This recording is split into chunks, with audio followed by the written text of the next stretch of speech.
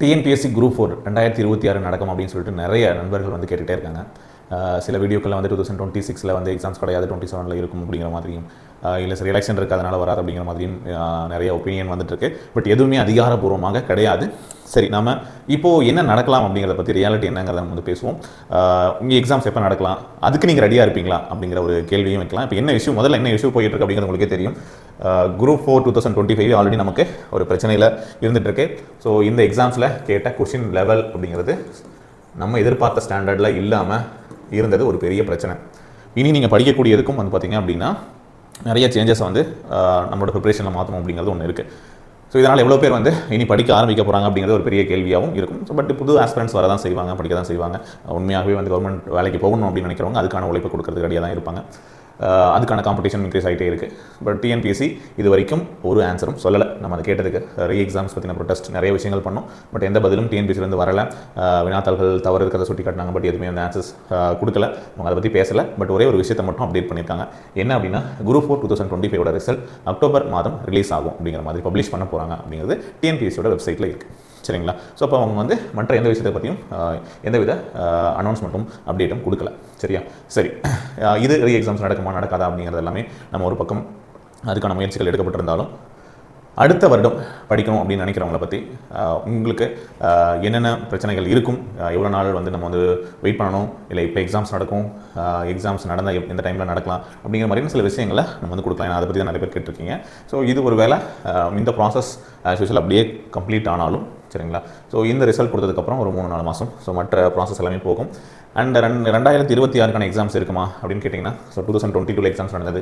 அதன் பிறகு 24 நடக்குது, 25 நடக்குது. ஸோ இப்போ வந்து தொடர்ந்து 2 வருடங்கள் எக்ஸாம்ஸ் நடந்துகிட்ருக்கு. ஸோ அடுத்த வருஷம் 26 நடக்குமாங்கிறது ஒரு கேள்வியாக இருக்குது நிறைய பேருக்கு.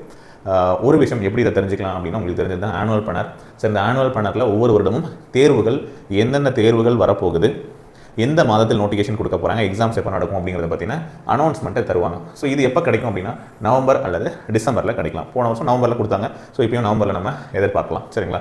ஸோ நவம்பரில் வந்தது அப்படின்னா இதில் இந்த குரூப் 4 எக்ஸாம்ஸ் இருக்கான்னு தெரியும். ஸோ அப்போ இதுக்கே வந்து பார்த்திங்க அப்படின்னா இன்னும் 2 மந்த்ஸ் நம்ம 3 மந்த்ஸை வெயிட் பண்ணணும். சரிங்களா? ஸோ நான் 2 மந்த்ஸ் 3 மந்த்ஸ் தான் வெயிட் பண்ணலாம். October, November. சரிங்களா? சொல்லப்போனால் 2 மாதத்துலையும் தெரிஞ்சிடலாம், இல்லை 3 மாதத்துலையும் தெரியும். ஸோ அப்புறம் அடுத்து வந்து பார்த்திங்கன்னா எலெக்ஷன் இருக்குது சார். ஸோ எலெக்ஷனால் வந்து பார்த்திங்கன்னா எக்ஸாம்ஸ் நடக்காது அப்படின்னு சில பேர் சொல்கிறாங்க. ஸோ எலெக்ஷனுக்கான ப்ராசஸ் ஒரு 3 மந்த்ஸ். ஓகேங்களா? ஸோ அந்த இது முடிஞ்சதுக்கப்புறம் அடுத்து வரக்கூடிய கவர்மெண்ட் வந்து அவங்களுக்கு இருக்கக்கூடிய பிரச்சனைகள், நிதி நெருக்கடி, அதனால் ரெக்ரூட்மெண்ட் பண்ண மாட்டாங்க, மெதுவாக பண்ணுவாங்க அப்படிங்கிறதெல்லாம் தாண்டி டிஎன்பிஎஸ்சி ஓப்பனிங் இருந்ததுன்னா பண்ண போகுது. இதுக்கு முன்னாடியும் எடுத்திருக்காங்க.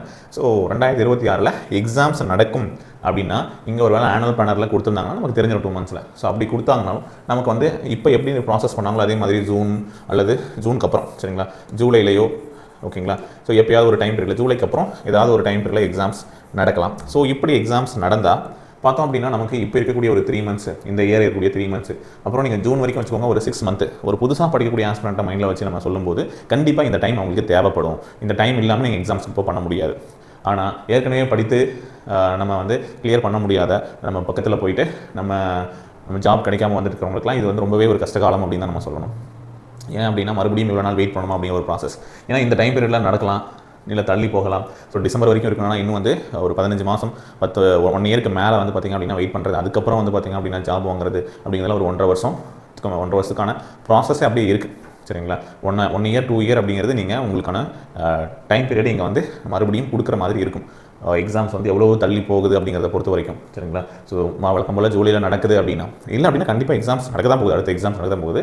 ஆனால் அது வந்து உடனே இன்னும் ஒரு 10 மாதத்தில் நடக்குமா அப்படிங்கிற கேள்விக்கு, நடந்தால் இந்த டைம் பீரியடில் நடக்கலாம், இதுக்கப்புறம் நடக்கலாம் அப்படின்னு சொல்கிறோம். இல்லை வந்து பார்த்திங்க அப்படின்னா இயர் எண்டில் ஏதாவது நோட்டிஃபிகேஷன் வர மாதிரி வந்து அடுத்து 27 ஸ்டார்டிங்கில் அடுத்த வருஷம் நோட்டிஃபிகேஷன் வந்தாலும் அந்த எக்ஸாம் ப்ராசஸ் எல்லாமே 27 ஜனவரிலையும் இல்லை பிப்ரவரிலையும் அந்த டைமில் நடக்கிற மாதிரி கூட கொண்டு போகலாம். சரிங்களா? அதுதான் சொல்கிறேன். அந்த வெயிட்டிங் பீரியட் அப்படிங்கிறது வந்து ஒரு 1 இயருக்கு மேலே. ஸோ நம்ம வந்து வெயிட் பண்ணணும். எக்ஸாம்ஸ் நடக்கிறதுக்கே 1 இயருக்கு மேலே வெயிட் பண்ணணும். அது முடிஞ்ச ரிசல்ட் வந்து கவுன்சிலிங் வந்து இந்த ப்ராசஸ் நடக்கிறதுக்கு ஒரு பெரிய டைம் பீரியட் இருக்குது. ஸோ இந்த ஒரு டைம் பீரியடில் வந்து புதுசாக படிக்கிறவங்க நான் சொல்ல வேண்டியது உங்களுக்கு போதுமான டைம். ஸோ இந்த 3 மந்த்ஸ் 6 மந்த் அப்படிங்கிறது டோட்டலாக 1 மந்த் சொல்கிறோம் இல்லையா, இதை நீங்கள் வந்து அழகாக வந்து என்ன பண்ணலாம்னா 6 மந்த் அப்படிங்கிற மாதிரி பிரித்து 6 மந்த் நல்லா வந்து பார்த்திங்க அப்படின்னா பேசிக்ஸ்லேருந்து நல்ல ஒரு ஃபவுண்டேஷன் நீங்கள் வந்து ரெடி பண்ணலாம். இந்த வேலைக்கு போகிறவங்க, வீட்டில் வந்து படிக்கிறவங்க, நீங்கள் வந்து எந்த ஜாபும் விடாமல் தாராளமாக வந்து பார்த்திங்க அப்படின்னா உங்களோட ப்ரிப்பரேஷனை கொண்டு போகலாம். சரிங்களா? டெய்லியும் என்ன ஒரு 2 மணி நேரம் 3 மணி நேரம் எந்த டைம் எவ்வளோ கிடைக்குதோ அது மாதிரி ஃபோக்கஸ் பண்ணிங்க அப்படின்னா இந்த சிலபஸ் எல்லாமே நீங்கள் என்னங்கிறத தெரிஞ்சுக்கிட்டு படிக்கிறதுக்கு உங்களுக்கு அந்த டைம் பீரியட் போதுமானது கவர் பண்ணுறதுக்கு சரிங்களா. ஸோ இது வந்து ஒரு விஷயம். அண்ட் அதுக்கப்புறம் நீங்கள் வந்து நோட்டிஃபிகேஷன் வரதை பொறுத்து உங்களோட ரிவிஷன் இன்னும் நிறைய ப்ராக்டிஸ் அதெல்லாமே வந்து உங்களோட எக்ஸாம் ப்ரிப்பரேஷனில் கொண்டு போகலாம் சரிங்களா.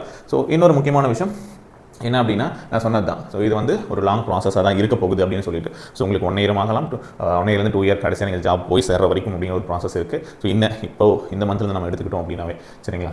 அண்ட் இன்னும் இதுக்குள்ள நடுவில் என்னென்ன சேஞ்சஸ் இருக்கலாம் அப்படின்னா ஸோ இப்போ நம்ம வந்து குரூப் 4 கொஷினோட ஸ்டாண்டர்ட் பற்றி நம்ம பேசியிருந்தோம். ஸோ அதனால் ஏதாச்சும் சேஞ்சஸ் இருக்கா தமிழில் அப்படிங்கிறதும் தமிழில் ஏதாவது மாற்றங்கள் செய்ய போகிறாங்களா என்ன பண்ண போகிறாங்க அப்படிங்கிறத பற்றியும் ஏதாவது முடிவுகள் இருக்கா அப்படின்னு நம்ம பொறுத்து வந்து தான் பார்க்கணும் சரிங்களா. ஸோ இது வரைக்கும் ஏதோ விஷயங்களும் டிஎன்பிசி தெளிவாக குறிப்பிடலை. குரூப் 2 எக்ஸாம்ஸ் நடந்தால் தான் அதுலேயும் என்ன பண்ண போகிறாங்க அப்படின்னு வச்சு செய்ய போகிறாங்களா இல்லையா அப்படிங்கிறது தெரிய வரும் சரியா. ஸோ அதே மாதிரி இன்னொரு விஷயம் அடுத்து வந்து பார்த்திங்க அப்படின்னா அந்த சிலபஸ் பற்றி ஒரு கிளாரிட்டி நம்ம டிஎன்பிசி கிட்ட தெளிவாக வந்து வாங்கி ஆகணும் சரிங்களா. ஸோ இந்த ஸ்டைலில் எக்ஸாம்ஸ் கொஸ்டின் பேப்பர் நடந்தால் இன்னும் ரொம்ப கஷ்டம் ப்ரிப்பேர் பண்ணுறது மெட்டீரியல் சோர்ஸ் இதெல்லாம் கலெக்ட் பண்ணுறது அப்படிங்கிற ஒரு பெரிய விஷயமா இருக்கும். நீங்கள் இன்னும் முன்னாடி மாதிரி 95 100 அப்படி சென்டம் அடிக்கிறது லாங்குவேஜஸில் அப்படிங்கிறது ரொம்பவே கஷ்டமாக தான் இருக்கும் சரிங்களா. இப்போ 75 80 இந்த மாதிரியான ஸ்கோர்ஸே டாப் ஸ்கோராக வந்து நிற்கும் காம்படிட்டிவ் எக்ஸாமினேஷனோட லெவலுக்கு வரும் சரியா. ஸோ இப்போ சிலபஸ் வந்து பார்த்திங்க அப்படின்னா ஏதாச்சும் அப்டேட்ஸ் இருக்கா தமிழை பொறுத்த வரைக்கும் நான் சொல்கிறேன். தமிழை பொறுத்த வரைக்கும் என்ன மாற்றங்கள் இருக்கா இல்லையா அப்படிங்கிறத நம்ம பொறுத்து வந்து தான் பார்க்கணும். ஸோ அது வரைக்கும் நீங்கள் இந்த நான் சொன்ன மாதிரி நவம்பர் வரைக்கும் பொறுத்து தான் பார்க்கணும் ஏதாவது அப்டேஷன் இருக்கா அப்படிங்கிறது சரிங்களா. ஐ மீன் நமக்கு வந்து ஒரு இதுக்கு முன்னாடி வந்து பெஸ்ட்டாக இருக்கும் அப்படிங்கிற மாதிரி நிறைய பேருக்கு தோணலாம். ஏன்னா இந்த எக்ஸாம் சிலபஸ் படிக்கிறதுக்கு எவ்வளோ பேர் விருப்பம் இருக்குன்னு தெரியல. அப்படி யாராவது விருப்பம் இருந்தால் இதுவே நல்லா தான் இருக்குது இதுலேயே நாங்கள் வந்து படிக்கணும் யாராவது இருந்தீங்க அப்படின்னா கீழே கமெண்ட்டில் தெரியப்படுத்துங்க சரிங்களா. ஓகே முன்னாடி நாங்கள் புது புக்கு பழைய புக் அப்படின்னு சொல்லிட்டு எவ்வளோ விஷயங்கள் நிறைய விஷயங்கள் படிச்சிருந்தாலும் அது ரொம்பவே நல்லா இருந்தது படிக்கிறதுக்கும் நல்லா இருந்தது.